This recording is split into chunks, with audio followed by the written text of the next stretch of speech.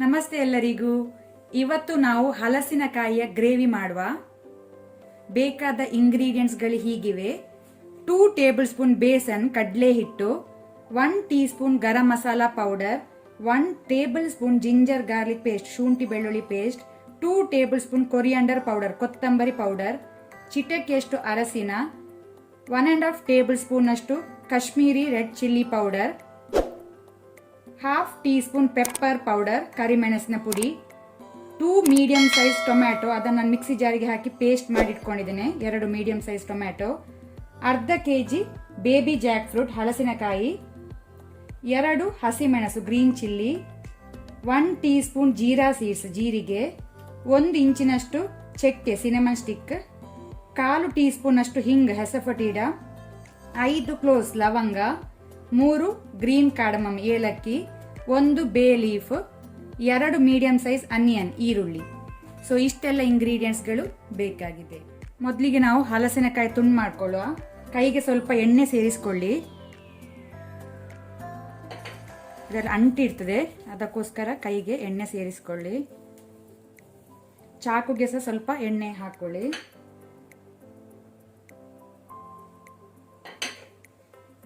ಜಾಗ್ರತೆ, ನಿಧಾನಕ್ಕೆ. ಈಗ ನಾವಿದನ್ನು ಕಟ್ ಮಾಡ್ಕೊಳ್ಳುವ.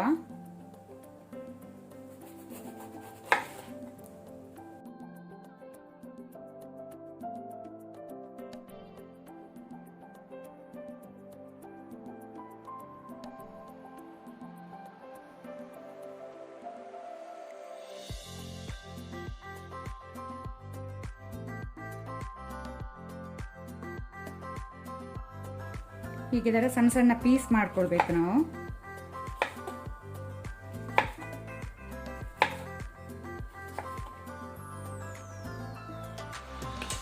ಈ ರೀತಿ ಇದನ್ನು ನಾವೀಗ ನೀರಿಗೆ ಹಾಕೊಳ್ಳುವ. ಹಲಸಿನಕಾಯಿ ನಾನು ಕುಕ್ಕರ್ಗೆ ಹಾಕೊಂಡೆ.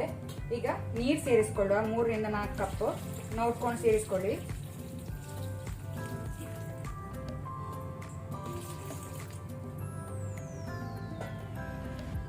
ಸಾಲ್ಟ್ ಉಪ್ಪು, ಆನಂತರ ಅರಸಿನ ಟರ್ಮರಿಕ್. ಈಗ ನಾವು ಮೀಡಿಯಂ ಟು ಹೈ ಫ್ಲೇಮ್ ಅಲ್ಲಿ ಇದಕ್ಕೆ 1 ವಿಸಿಲ್ ಕೊಡುವ. 1 ವಿಸಿಲ್ ಅಲ್ಲಿ ಬೇಯ್ತದೆ ಇದು ಎಳತ್ತು ಜಾಕ್ ಫ್ರೂಟ್.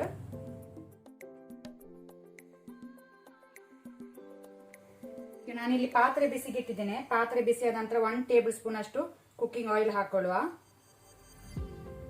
ಎಣ್ಣೆ ಬಿಸಿ ಆಗಲಿ. ಈಗ ಎಣ್ಣೆ ಬಿಸಿ ಆದ ನಂತರ ನಾವು ಬೇಯಿಸಿ ಇಟ್ಕೊಂಡ ಹಲಸಿನಕಾಯಿನ ಸ್ವಲ್ಪ ಫ್ರೈ ಮಾಡ್ಕೊಳ್ಳುವ ಎಣ್ಣೆಯಲ್ಲಿ. ಒಂದು 5 ಮಿನಿಟ್ಸ್ ಫ್ರೈ ಮಾಡ್ಕೊಳ್ಳುವ. ಇದು ಆಪ್ಷನಲ್, ನೀವು ಮಾಡ್ಬೇಕಂತಿಲ್ಲ, ಮಾಡಿದ್ರೆ ಟೇಸ್ಟ್ ಒಳ್ಳೇದಾಗ್ತದೆ.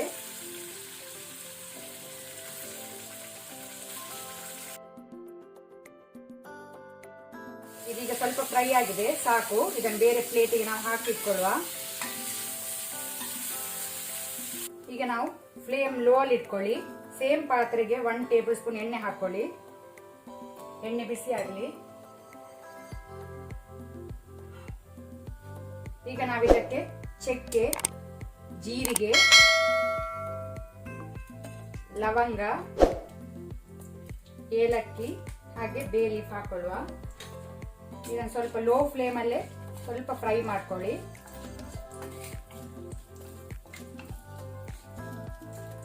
ಆನಂತರ ನಾವಿದಕ್ಕೆ ಹಿಂಗ್ ಪೌಡರ್ ಹೆಸಪಟೀಡ ಹಾಕೊಳ್ಳುವ.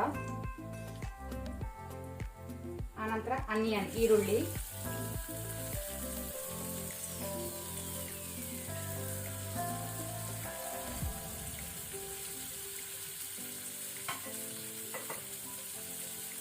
ಈರುಳ್ಳಿ ಗೋಲ್ಡನ್ ಬ್ರೌನ್ ಆಗೋ ತನಕ ನಾವು ಫ್ರೈ ಮಾಡ್ಕೊಳ್ಬೇಕು.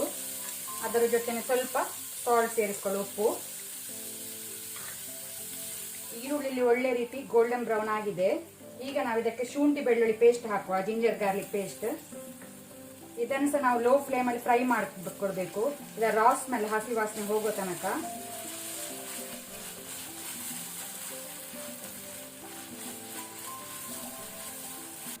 ಈಗ ಇಲ್ಲಿ ಜಿಂಜರ್ ಗಾರ್ಲಿಕ್ ಪೇಸ್ಟ್ ಒಳ್ಳೆ ರೀತಿ ಫ್ರೈ ಆಗಿದೆ. ಈಗ ಫ್ಲೇಮ್ ಲೋ ಅಲ್ಲೇ ಇರಲಿ. ಬೇಸನ್, ಕಡಲೆ ಹಿಟ್ಟು, ಚಿಲ್ಲಿ ಪೌಡರ್, ಕೊರಿಯಾಂಡರ್ ಪೌಡರ್, ಹಾಗೇನೆ ಗರಂ ಮಸಾಲಾ ಪೌಡರ್, ಸೇರಿಸಿ ಇದನ್ನು ಲೋ ಫ್ಲೇಮಲ್ಲಿ ಸ್ವಲ್ಪ ಫ್ರೈ ಮಾಡ್ಕೊಳ್ಳುವ. ಕಡಲೆ ಹಿಟ್ಟು ಹಾಕೋದ್ರಿಂದ ಸ್ವಲ್ಪ ಥಿಕ್ನೆಸ್ ಕೊಡ್ತದೆ ಇದು ಗ್ರೇವಿಯಲ್ಲಿ. ಅದೇ ರೀತಿ ಸ್ವಲ್ಪ ಪೆಪ್ಪರ್ ಪೌಡರ್, ಪೆಪ್ಪರ್ ಕ್ರಸ್ಟ್ ಅಥವಾ ಪೌಡರ್.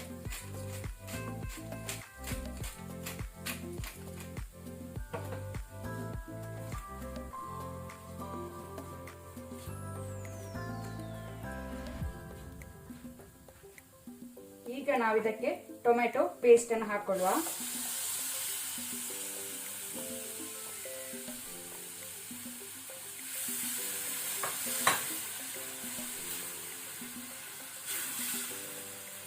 ಇದನ್ನ ನಾವೀಗ ಲೋ ಟು ಮೀಡಿಯಂ ಫ್ಲೇಮ್ ಅಲ್ಲಿ ಒಳ್ಳೆ ರೀತಿ ಫ್ರೈ ಮಾಡ್ಕೊಳ್ಬೇಕು. ಟೊಮೆಟೊ ಅದು ಸಹ ಹಸಿ ವಾಸನೆ ಹೋಗ್ಬೇಕು, ರಾ ಸ್ಮೆಲ್ ಅಲ್ಲಿ ತನಕ ನೀವು ಫ್ರೈ ಮಾಡಬೇಕು.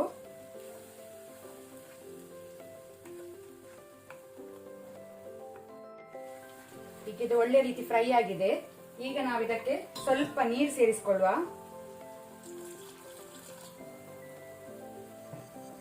ಒಮ್ಮೆ ಮಿಕ್ಸ್ ಮಾಡ್ಕೊಳ್ಳಿ.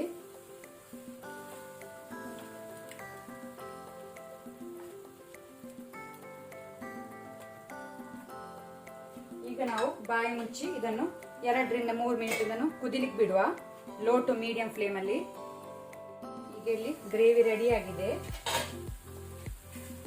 ಎಣ್ಣೆ ಬಿಟ್ಟಿದೆ ಸೈಡಲ್ಲಿ, ಸಾಕು.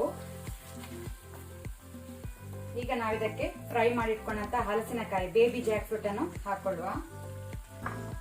ಫ್ಲೇಮ್ ಮೀಡಿಯಂ ಅಲ್ಲಿ ಇಟ್ಕೊಂಡು ಇದನ್ನು ಮಿಕ್ಸ್ ಮಾಡ್ಕೊಳ್ಳಿ. ಹಲಸಿನಕಾಯಿ ಗ್ರೇವಿ ರೆಡಿ ಆಗಿದೆ. ಇದು ಚಪಾತಿ ಜೊತೆ ಅಥವಾ ಅಕ್ಕಿ ರೋಟಿ ಜೊತೆ ಒಳ್ಳೆ ಕಾಂಬಿನೇಷನ್. ನೀವೆಲ್ಲರೂ ಇದನ್ನು ಮನೆಯಲ್ಲಿ ಮಾಡಿ.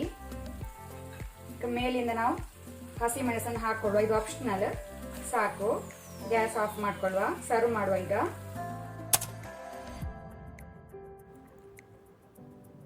ಇವತ್ತಿನ ವಿಡಿಯೋ ಇಷ್ಟ ಆದರೆ ನನಗೆ ಒಂದು ಲೈಕ್ ಕೊಡಿ. ಹಾಗೆಯೇ ಹೊಸೊಬ್ರು ಯಾರಾದರೂ ನಮ್ಮ ಚಾನಲ್ ನೋಡ್ತಾ ಇದ್ದರೆ ಪ್ಲೀಸ್ ಸಬ್ಸ್ಕ್ರೈಬ್ ಮಾಡಿ. ಈ ವಿಡಿಯೋವನ್ನು ನಿಮ್ಮ ಫ್ಯಾಮಿಲಿ ಫ್ರೆಂಡ್ಸ್ ಜೊತೆ ಶೇರ್ ಮಾಡಿ. Thank you.